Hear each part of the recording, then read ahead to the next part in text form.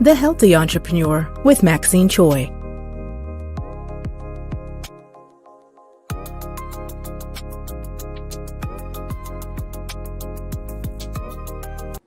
Good evening, everyone. Welcome to the Healthy Entrepreneur Show. My name is Maxine Choy. I'm your host, and I am a health and nutrition coach where I work with women to help them achieve attainable health and fitness goals.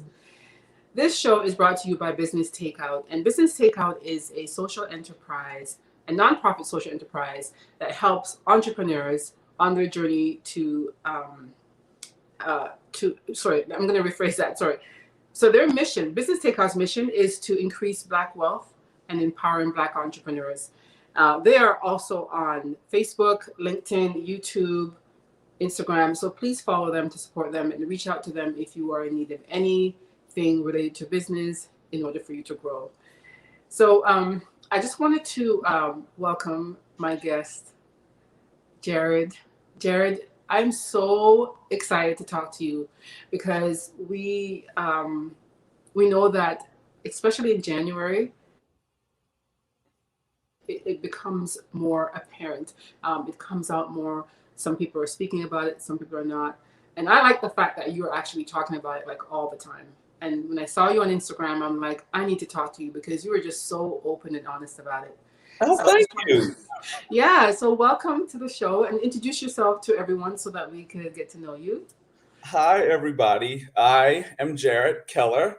I'm a mental health advocate. I'm a hot mess and, talking about my story and trying to help people one Instagram post at a time. At least that's how I phrase it. That's been my introduction I've been trying to use now. But I mean, I like that. That is exactly what I saw on your profile, and it's exactly what you stand for. And I was certainly moved by it. So I really wanted to talk to you about it because I've known a lot of people who have struggled with mental health, and even myself. We all have our bouts of dealing with anxiety or depression or whatever the case may be. And so we're going to talk about a few things, and we're going to get real honest here. So we are.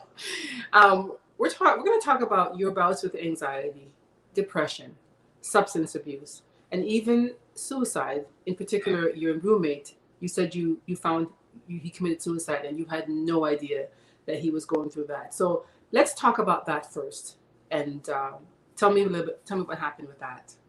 Yeah. So as I told you earlier, I live in DC now, but I lived in New York City for the last 8 years, and I lived with my roommate for 3 years before moving here.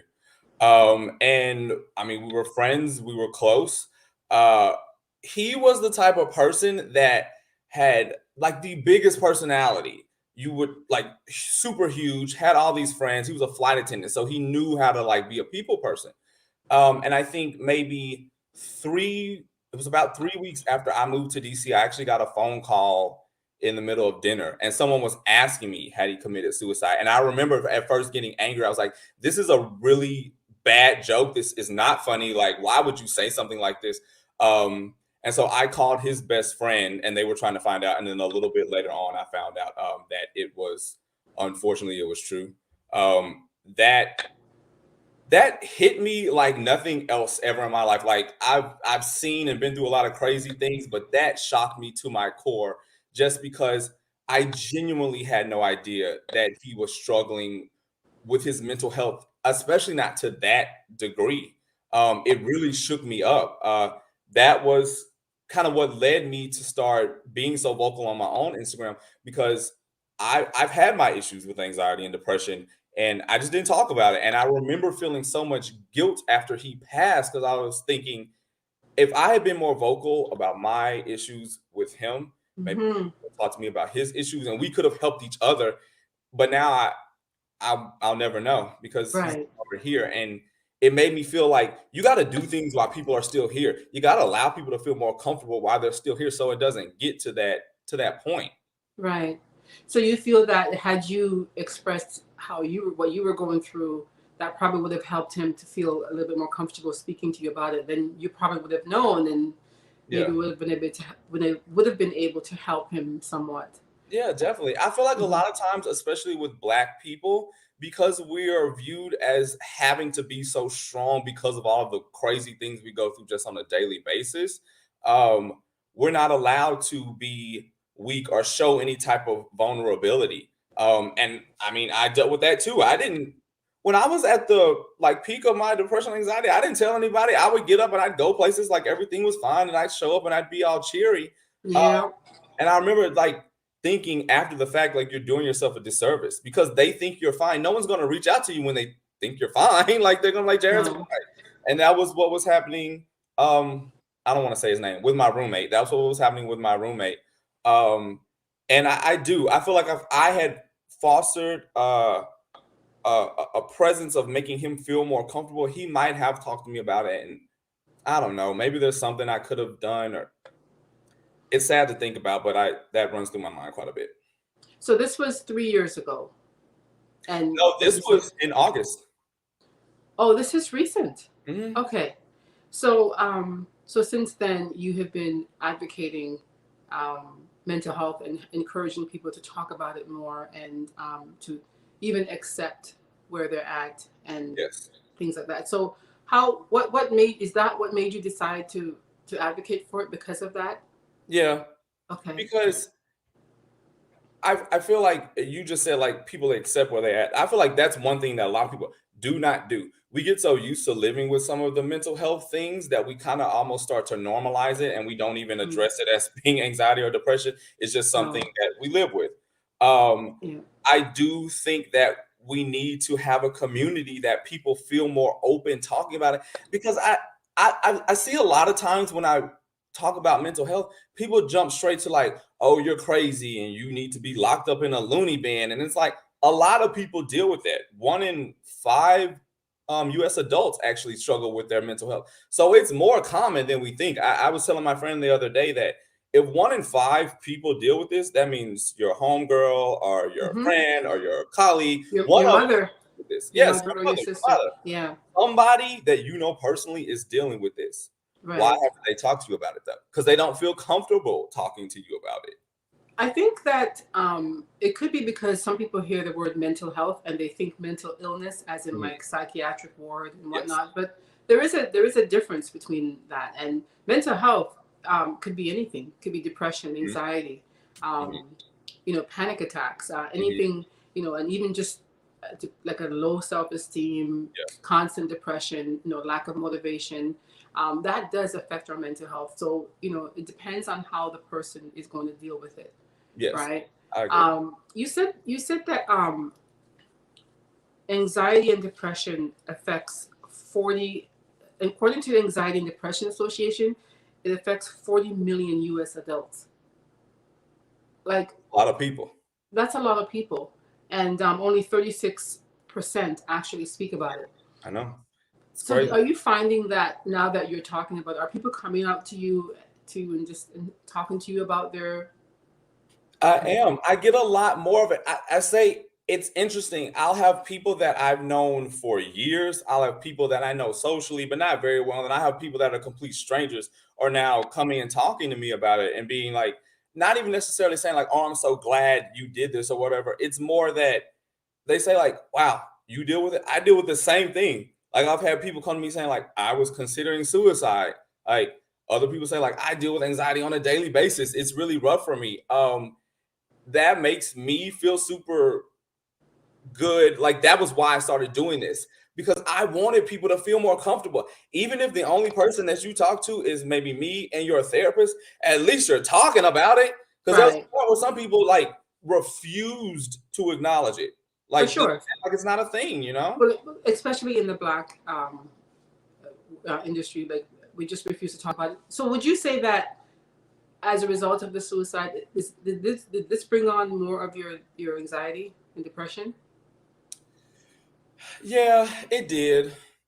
I think in a strange way, when he took his own life, it really forced me to face some of the mental health things I was going through more intentionally.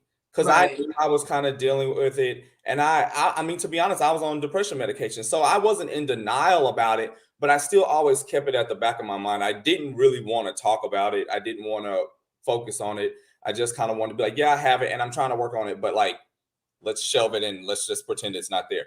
So when he committed suicide, it was kind of like, you need to focus on this a little bit more to actually try to get better, because I was trying to get better but passively, if that makes sense. um Right. but after he committed suicide, it did make me feel like, okay, you need to take a harder look at yourself. You need to try a little bit harder, and you need to just stop, I mean, honestly, being in denial about it, because it was like I knew, but I didn't want to know at the same time, if that makes sense. So I just wouldn't Yeah. focus. Right. I just want to just make mention to the audience who's watching. If anybody has any questions for Jarred, please feel free to just send them here, and we'll answer them. Um, because there are some people who may know somebody who may be suffering from any one of the mental health issues that we're talking about, and we're talking about anxiety, uh, and depression, and even suicide, which is a very, very tough one, because the suicide rate just, it goes up. Unfortunately, it's going to go up, especially with this pandemic. Like, are you like, what is it like now? Are you finding people are like going that route, or? I think that, I mean, the pandemic, I feel like it's been going on for like 20 years now. Yeah, it So does. I think at this point, people are a little bit more adjusted to it. But I would say the first time, I think a lot of people were struggling with it. And it kind of hit all of us out of nowhere. Because I think when you think, oh, I get to chill at home all day, you're like, that's the life. But when you were having to quarantine, you cannot leave. Then plus everything else that was going on in the world at that time, like the Black Lives Matter, all these riots, George Floyd, all these crazy things that are happening in the world, that's a lot on your mental. Even if you've not really ever experienced anything with mental health before, that's still a Right. lot on you. And I like what you said earlier when you were like, mental health is different from mental illness. I don't even like saying mental illness. I actually hate saying Me mental too. illness, Me too. because you go straight to like you're sick in some kind of way. Exactly.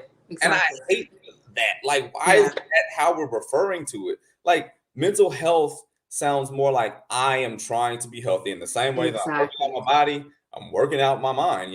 Exactly. Mental health is it is what it is. It's how you. It's just what's happening within, Yes. in your mind. So tell me, like that day when your roommate committed suicide, what did you do after that? Like what was happening with you, your mind, and what did you do? What did you do in the coming days? Um, I'm gonna start crying. Hold on. Oh, Oh, sorry. sorry. Um, I was at dinner. And I remember for some strange reason, I tried to continue on with the dinner. Like, everything was fine. And then like midway through, I told my friend I had to go. Because it was too tough to do that. I think after it happened, I felt like a lot of rushing waves of guilt. Like, that hit me very hard. Because like I said, I didn't know that he was feeling that way.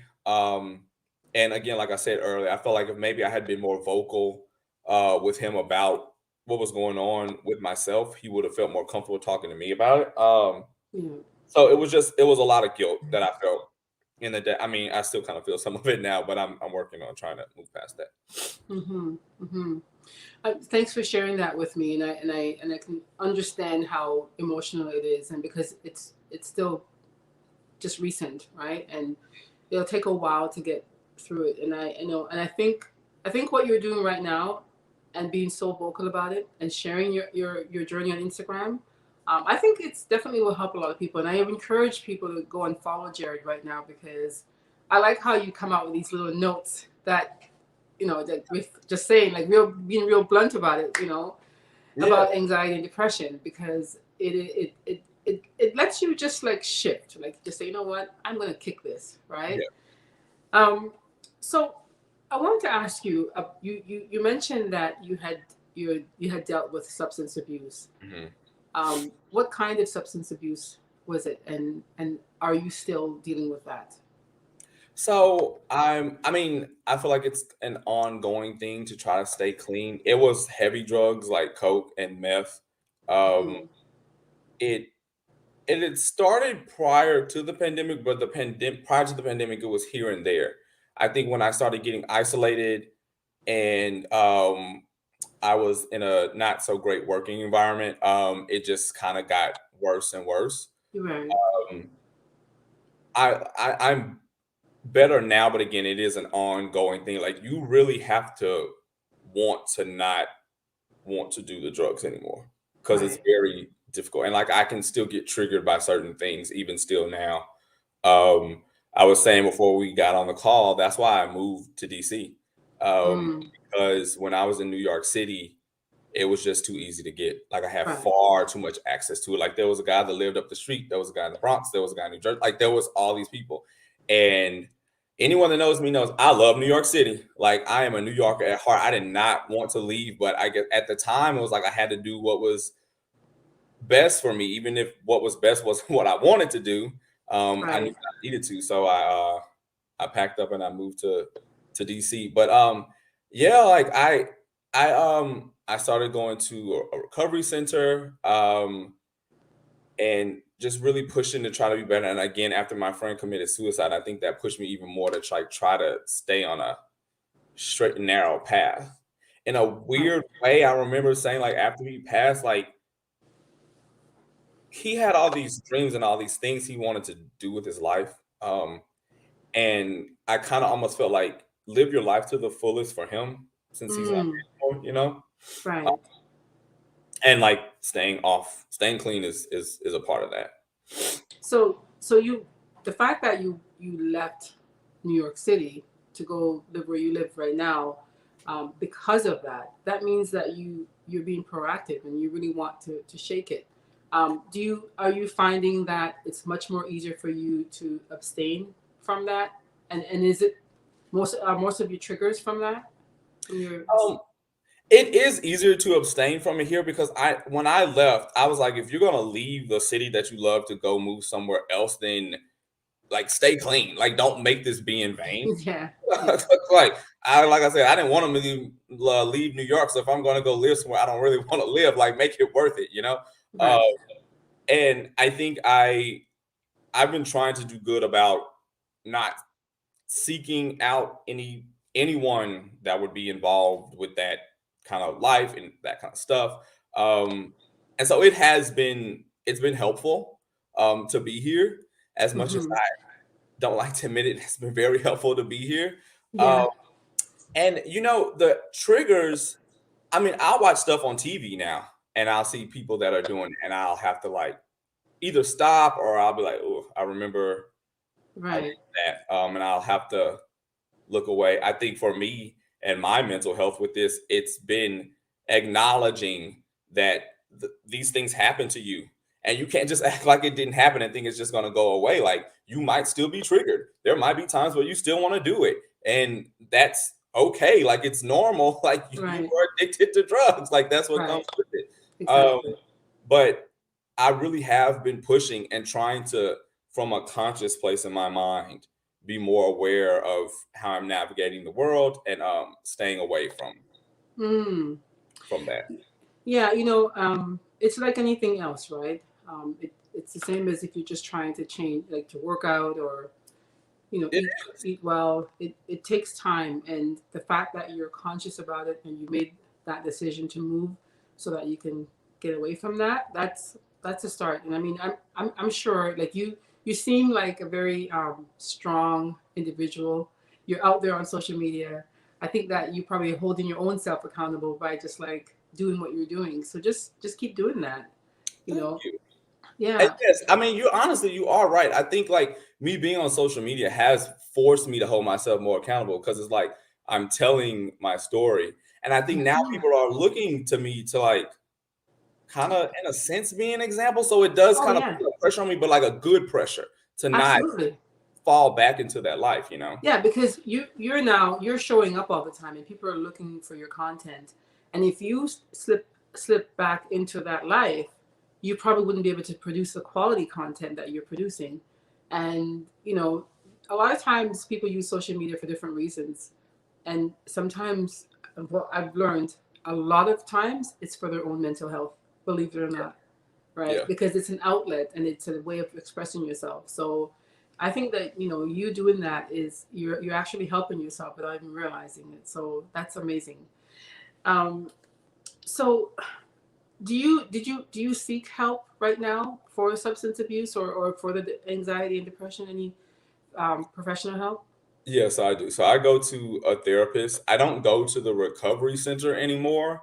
Um, Hmm. now I'm being very candid and just telling you like my day-to-day life now. I've been looking into one to try to go to one just because it is good to kind of because we would have these group sessions where you go talk to other people that have also struggled with Narcotics Anonymous, same as like Alcoholics Anonymous, Right, uh, right. where you talk to other people that have struggled with it, and it's nice to have like a support system. So I do that, and yeah, I do see a therapist as well. Oh, okay. Um, so you posted on your Instagram you were recommending some therapists, Yes. and people were reaching out, and you had all these therapists listed on your thing. Like that's a pretty good drive that you're doing. That's a way to just like help people as well because Yeah. you're being resourceful. And how has that been going? It's been good. So, truthfully, I want to try to help. Number one, I think everyone deserves to go to a therapist, no matter how little or much money you have. I So, a lot agree. of the resources that I posted were free services.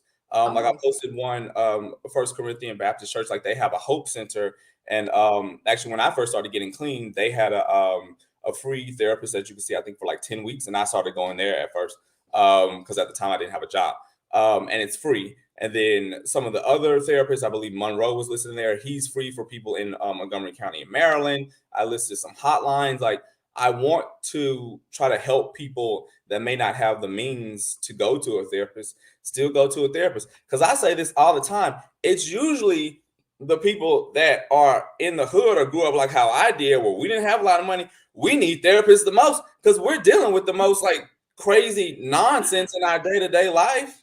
yes, You need exactly. it more than anybody needs it. So I was trying to find resources so that anybody that's open to the idea of going would go. I don't want money to be a deterrent for them. Exactly. No, I love that idea because you listed them there and people can just choose, whichever one. And I thought that was such a great idea. And because that was a help for the community, it really was. And I thought that was pretty cool. Um, did you ever hit rock bottom? Yes. Mm. Yes. I think I hit rock bottom when I was considering suicide. And Mm.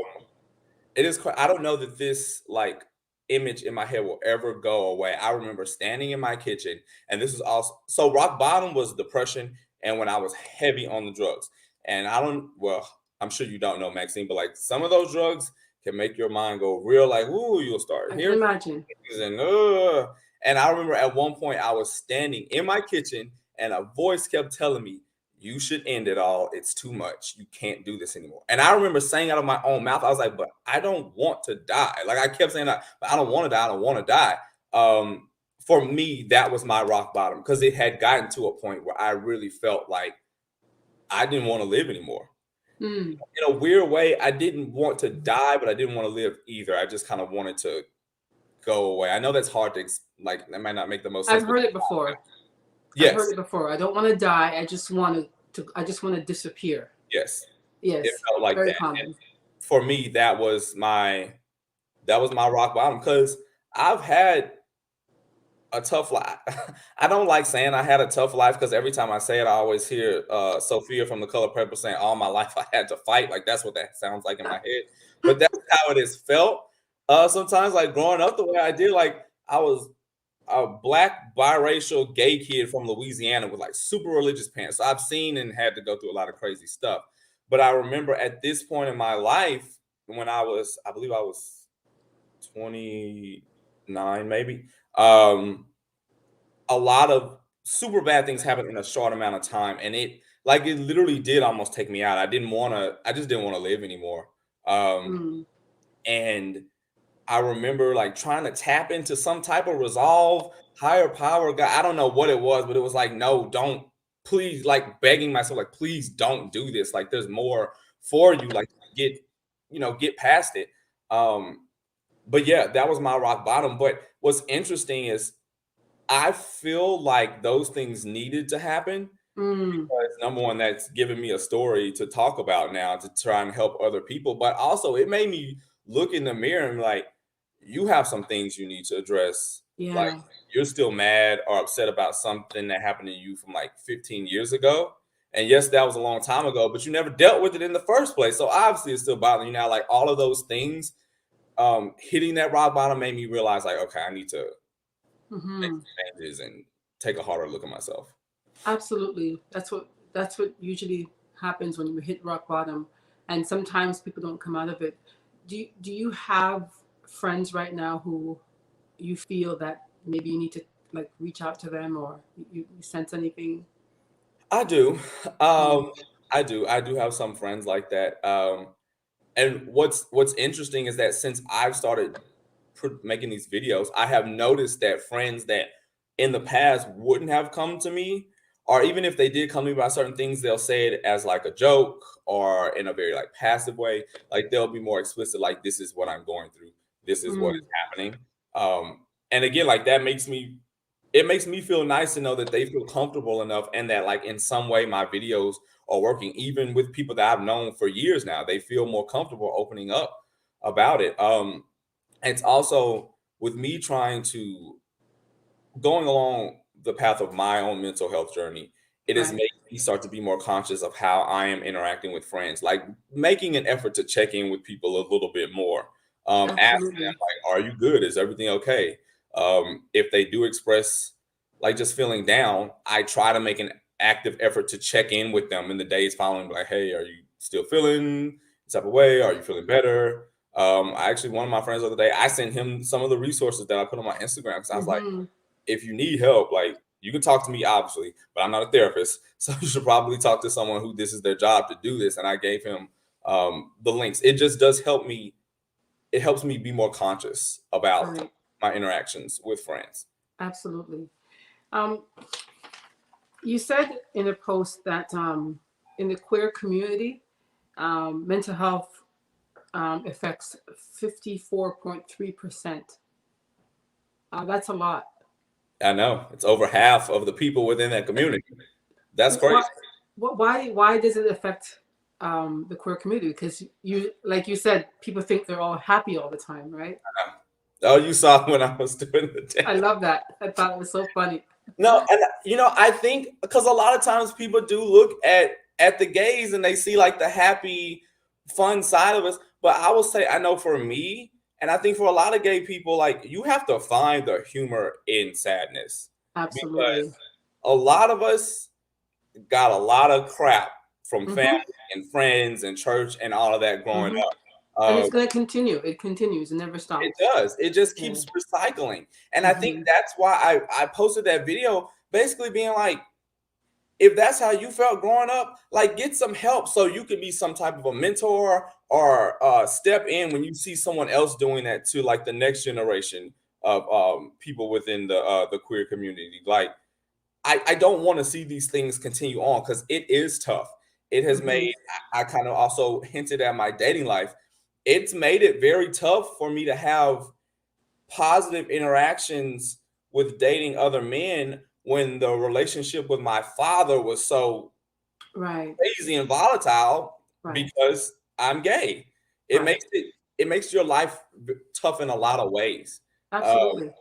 and I think because we kind of come off as so happy and jovial, a lot of people don't realize like that 10-year-old boy is still there and he's still hurting, he's still insecure, all of these different things because I don't feel like a lot of us really unpack it, not to the extent Mm. that we should. We're just kind of like, oh, Yeah. this is bad, but that was forever ago, and now I'm fine. And some may be fine, but I do think there's a big sector of us, especially Black gay men, that are still hurting a little bit. Absolutely. Are you finding that a lot of them are reaching out to you and saying how they feel or I've had asking? some.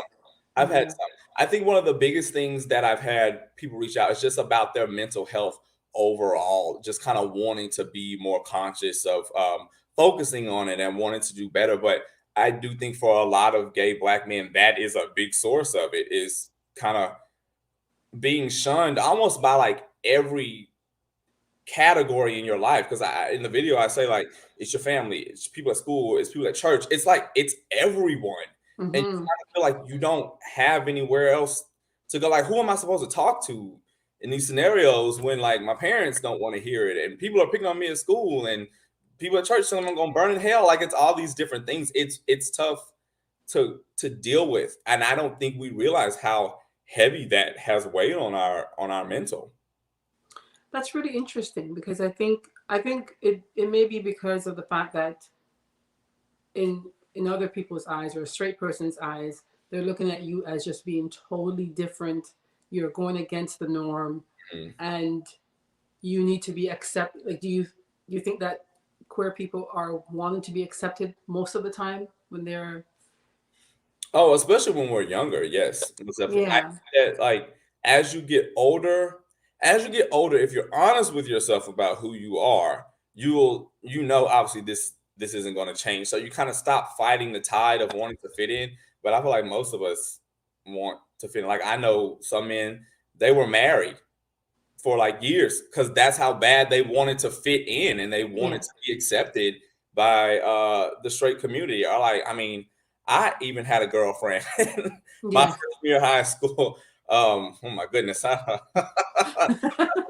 But even I had a girlfriend and I am extremely gay, Maxine. But yeah, I think we all try to fit in to an extent because no one wants to be ostracized. That's a No. lot, especially when you're like, what, 14, 15 years old?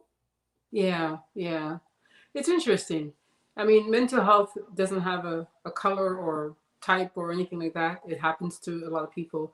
Um, is there anything that, if you had an opportunity to go back and change anything about your life, what would it be? Nothing. You know, Oh, I've had a, you know, nice. I've had a lot of crazy things, but I'm one of those people that is a firm believer in everything that you've gone through has led you to this point you're at now. Because Absolutely. honestly, if I hadn't gone through all the things I went through in life, I wouldn't be sitting right here talking to you right now, Maxine. Like we wouldn't have anything to Exactly. talk about, you know? You But know, go ahead. oh no, I was just gonna say, but because of all of the crazy and whatever things I've been through, it's led me to this moment. And you know, I've had a very interesting life. If I can't say anything else, I can say it's been a very interesting road. It was not boring. I know. Well, that's good though. I mean, a lot of times regret is a very difficult thing to live with, Mhm. and there are many people who are living with regret. Yeah. And when I asked that question, they would say something specific, and it's because it's been riding on their heart. Um, I really enjoyed speaking with you, and just you being so honest and open about everything that you've gone through, and with mental health on the rise, and with especially now with just a lot of things that have been taken away from people, people's lives, families, jobs, circumstances. It can wreak havoc on your mental health. So I just applaud you for being so open about it. And I want to add to the fact that you said that you don't regret anything. And a friend of mine, and I'll quote her, I'll say her name. Her name is Nicole Salesi, and she said to me, she says, "Never forget the decisions you make in life. They take you where you need to go." Yes. And I Oh, have it on my wall because it's like I I struggle with regret. I don't like to regret, and sometimes I do, and it's just decisions I made, which may not be a lot to somebody else, but to me, they've caused me to have regrets, and yeah. I wish I didn't, but it is what it is, right? Um, but oh, Deborah says thanks for sharing this topic. Stay lifted, my brother. Oh, that's so sweet. Oh, Thank you thank so you, much, Deborah. Deborah. Um, I wanted to thank you again, Jarred, for coming on. And for anyone who would like to follow Jarred's journey, he's on Instagram at Jarred.Denzel. And please follow him, get some inspiration. If you know somebody who needs to hear him, send that person over to him as well. Yes. Jarred, yeah. Any last words? Anything you want to say to the audience? Wanting to work on your mental health does not make you crazy. What makes you crazy is ignoring the fact that you might be struggling with your mental health. Yes, exactly. Oh, so Georgia says, "Hey Maxine, Jarred, mental health and the arts is my big, sorry, is my bag." Oh yeah, sorry you missed it. Oh, you know what, Georgia, you can certainly watch the afterplay. Definitely was a very interesting conversation. Um, Jarred, thank you so much for your time. Really appreciate it. And for anyone who would like to see more of these podcasts, please follow Business Takeout on all social media handles: LinkedIn, Instagram, YouTube, and Facebook. Thank you so much again. Thank you for watching and have a good night. Good night, Jarred. If you enjoy our programming and want to help support Black entrepreneurship, please donate today. www.businesstakeout.com/donate.